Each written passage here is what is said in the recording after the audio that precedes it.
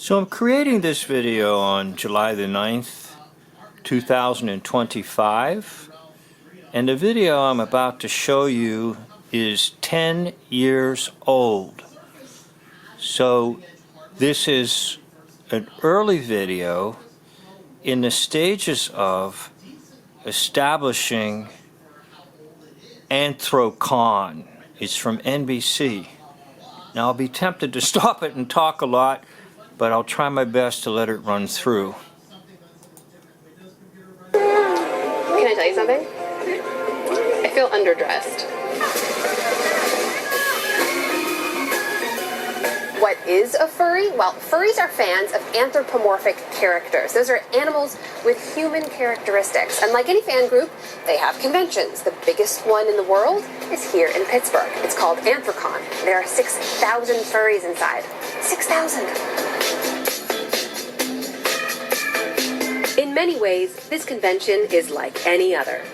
Vendors come from far and wide. And we have our array of ears. There are celebrity sightings.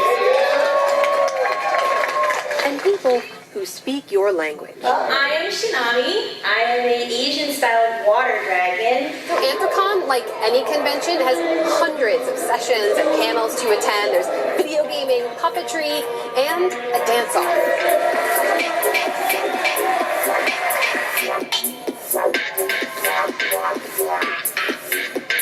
But there's something different about the furries. Something we notice again and again. Can you talk to us? You can't talk to us. You don't talk in costume. These folks are committed to their characters. Their fursonas. Really committed. Would you like a hug, sir? The hug is the furry handshake. And they never say no to a picture. Can I get another pose? Yeah. Some furries are from movies or TV. And Robbie is your real name or your... No, that's the character. This is Robbie Sinclair from Dinosaurs. You were a big Star Wars fan, Yeah. I'm assuming? And then you decided to go all in? Sure. Yeah. But most furries are made up.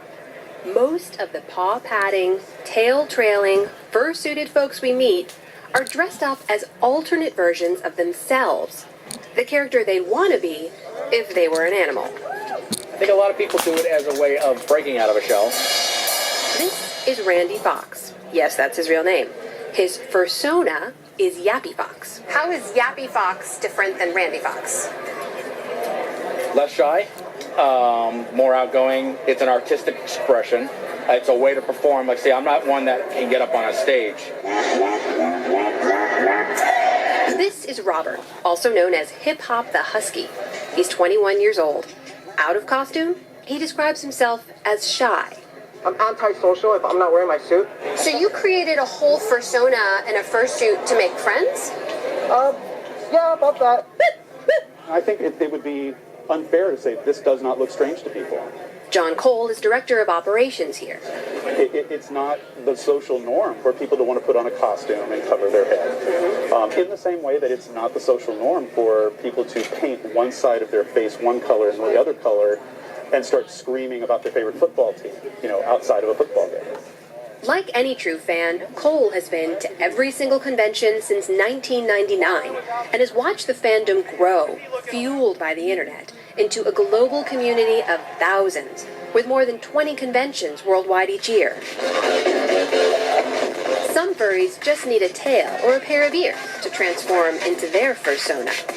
But others, full fursuiters as they're called, can spend upwards of several $1,000s on a costume that they might only wear a handful of times each year. At conventions like this, or for kids or charity events. So why go to all that trouble? Everyone's inner child comes out.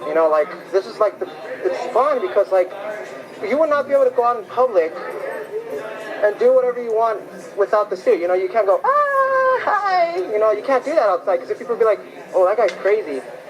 John Cole even has multiple fursonas. This is his favorite. His name is KP. Which stands for? It stands for Cuddle Pup. Right. And he is the all-American kid. He's a puppy. He thinks about the world as a child does. It's a little more innocent. But the furries' reputations aren't always so pure. The adult thing has always been really popular in the fandom. Jeff Eddy publishes furry literature of all types. Some will call it a fetish, but it's really a different way of kind of looking at these same sort of romantic themes. So it's just animal characters replacing human characters in the same kind of adult novels. Yep, exactly. There's also this perception out there that a lot of this has like a very kinky edge to it. I'm sure it happens, and not everybody. You could take any walk of life, and you're going to find all extreme. And those personas everyone's hiding behind, from the painstakingly detailed to the minimalist, they seem pretty complicated to put together. I don't even know what that animal is. What is that? I kind of made up the name because it's not a specific species, it's actually a hybrid. And so it's a deer, goat, dog hybrid, so I call it a droat. You call it a droat? A droat. So what would my fursona be? I enlisted the help of furry fans Linnea and Buzzy. He's the penguin. First thing you need to do is actually pick the animal that you would like to be. Beagles, they're very social. They like to run around. And What are really social? Beagles. Beagles. I like beagles. Let's see if we can find someone who can help me realize my vision. Would the short ears work? How is the penguin in the full suit moving faster than us, by the way? When you say real tails, what does that mean? It means that they actually came from an actual animal. So it's These are fur. real. Yes. Real tails. Real fur. Oh, okay. This one's really cute. Is this real or fake? It's fake. I like that one. I don't know about you guys. That was adorable. This feels pretty weird. So it's not for me. Can I get a hug? Of course. But for these folks, young or old, orange or blue, fur-suited or not, it seems to suit them just fine. Okay, we'll stop it. And if you will pardon me, I'll get my notes up and we'll do some talking together. You're allowed to talk, by the way. You're allowed to send me something in the comment section below. I get almost no comments.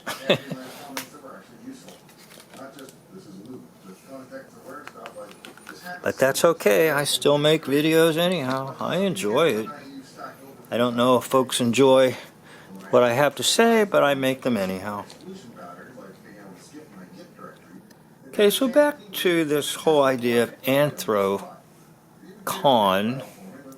Anthro coming from the Greek anthropos, meaning man. And they are going to add a little more to it and use the word in English anthropomorphic. That is, human-like characteristics assigned to God, the God, or gods, or animals, or objects. Now they're using the prefix or the suffix con, meaning convention. Normally I would say it means with, but they're saying convention, anthropomorphic convention. So I'd like to address this idea before I go any further in my presentation to you. Am I going too far with this? Well, I'm open to that charge, and I'm open to somebody who wants to say that of me. And are there people there that want to just have fun? The answer is yes. But because I'm a minister, because I try to do spiritual analysis, I'm going to say that I think this thing has gone beyond that, and you're looking at either a movement or a cult or occult. So let's look at it more along the lines of something that contains strange spiritual components. Am I going too far? Well, if you look at the history of our nation, you will see the loss of genuine Christianity and the loss of weekly attendance at a valid Bible-believing church. Unfortunately, there's only a remnant left. Only a remnant. Because many people are not in genuine Christianity, and they are not attending a genuine Bible-believing church. So this has created a great void or vacuum in our society, and that has allowed for people to be open to false religions, cults, and witchcraft. Now, the void is to be filled somehow, some way, and if you're not filled with the Spirit, then you're filled with something else. And unfortunately, many doors have been opened to evil spirits. And this whole movement appears to have some of that in it. Now, am I being judgmental of everyone in the movement? I hope not. But I am trying to say this is not a healthy thing for our land. Wouldn't it be wonderful if people had Bible conventions? Wouldn't it be wonderful if they had a parade of Bible characters? Wouldn't it be wonderful if the youth got together and said, I want to pray? Wouldn't it be wonderful if the youth got together and said, let's study our Bible? Let's have a Bible quiz. I remember one church I was at in the district, there was a club in the area where the youth actually competed in like a Bible quiz category, and they had teams, and they had a lot of fun doing it, asking questions about the Bible and awarding points to the ones who answered the questions correctly. So there's a void, and this void now is being filled with stuff like this, Anthrocon. Whereas before, and I'm saying if you go back to the 1950s and before, I am a Christian, I attend a Christian church in my community. Now you hear, I am a spiritual person and I practice my spirituality. All right, enough of that. So let's move on. I could probably go on for several sessions with this subject. Probably nobody's looking at it except for me. Well, that's good. All right, Anthrocon. The most simple definition is it is a business, it is a big business, and it is a money maker, and it is a corporation. But I want to tie it into some other factors, the spiritual factors, and these spiritual factors, the participants in this Anthrocon stuff may not even be aware of them. So I'm not trying to accuse anyone of these practices. But underneath all of this are these practices. So we go to a practice called ancestor worship, and that is a practice where they say that people can die, but they can come back as animals. Now, I was in Thailand for 4 months, and they do practice ancestor worship. They have out in the public areas, near businesses, out on street corners, and around houses, what they call spirit houses. And they have little models of people living in a little model house, and they'll have candles burning, and people will bring offerings, because they believe that oftentimes when people die, they come back and they reside in that particular area in the form of a spirit. Now, sometimes in some areas they could believe they come back as an animal. If you go to my playlist, go to Thailand. And I tried to talk a little bit about this and tried to get a handle on it.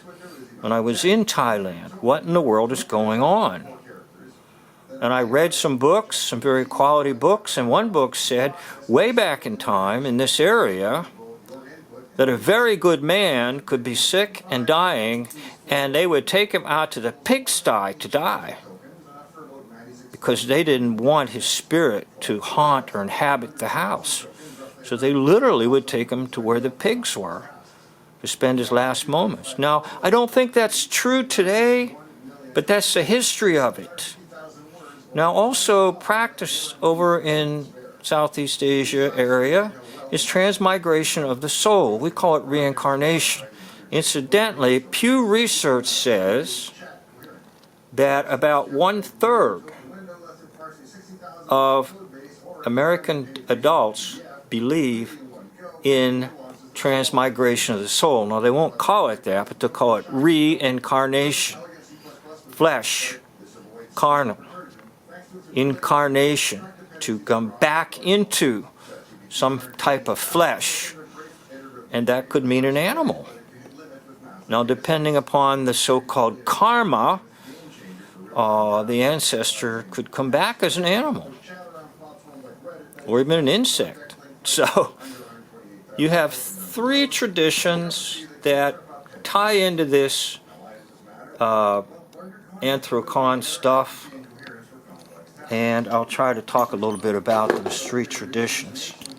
First is Hinduism. Now, Hinduism is about people uniting with Brahman, which is some type of a force, kind of like a god, but not a god, but some type of force in the universe. And they unite with Brahman so that they can become a god. The ultimate goal of Hinduism is to become a god, and incidentally, yoga is part of it. Did you hear me? Now you can go to my search box and just type in yoga. You'll hear me really go after it. Okay? It's demonic.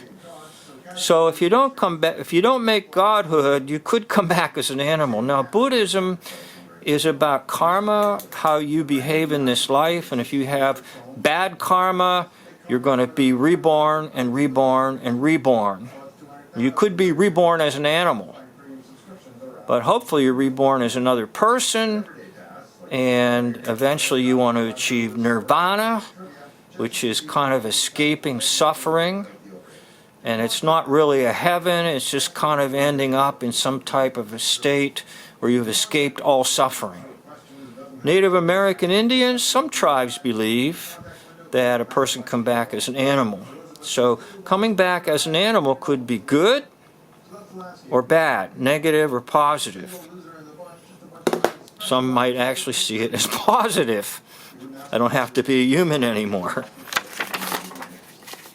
Incidentally, in that video, I mentioned a lot of things, such as multiple personalities, such as fetish. Okay? We didn't even explore those topics. They're pretty heavy topics. Now, animals sometimes are regarded as sacred. I was in Southeast Asia for 4 months, and I read about the white elephant. If anybody finds a white elephant, it belongs to the king. Not really white, they're brownish, reddish, but not completely pure white.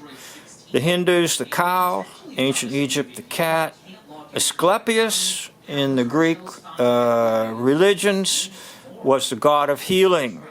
A serpent on a pole, and that, incidentally, that's your symbol for the medical world in America. You'll see it on ambulances, you'll see it in hospitals. Asclepius, snakes. The peacock, the tiger, the dog was used for guiding people into afterlife. The dragon, by the way, the dragon in the Bible is more like a serpent creature coming out of the water, not like an ancient fire-breathing dragon that you think of in fictional literature. The buffalo, American Indians. Now, shamans, basically warlocks, would invoke spirits of animals. And they invoke the spirits of animals so they can get into the spiritual world. And this whole phenomena called Anthrocon seems to be a little shamanistic. in that people don't want to be who they are, so they go into a costume and become something else. May the Lord Jesus Christ empower this with His Holy Spirit. Thank you for watching. End of video.